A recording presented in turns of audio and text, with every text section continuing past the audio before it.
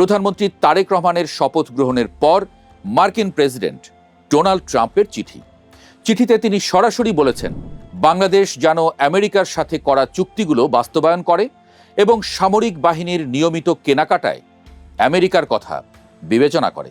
আমেরিকার বার্তা পরিষ্কার। মার্কিন রাষ্ট্রদূত যেমনটি জানিয়েছেন, তারা বাংলাদেশের সামরিক চাহিদা মেটাতে চীনের অস্ত্রের বিকল্প হিসেবে আমেরিকা এবং তার মিত্র দেশগুলোর তৈরি প্রতিরক্ষা ব্যবস্থা সরবরাহে আগ্রহী। বর্তমানে বাংলাদেশের সামরিক কেনাকাটার ৭২% আসে চীন থেকে।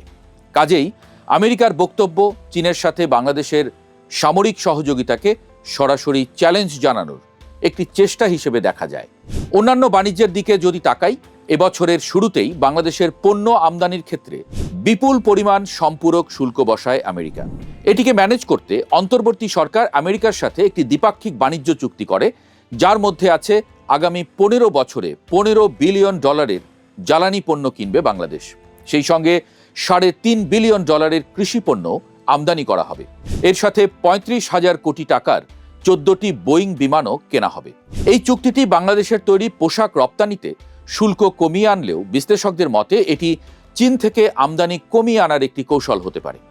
বাংলাদেশ চীন থেকে প্রতি বছর $15 থেকে $20 বিলিয়ন পণ্য আমদানি করে, যা বাংলাদেশের মোট আমদানির প্রায় ৩০%।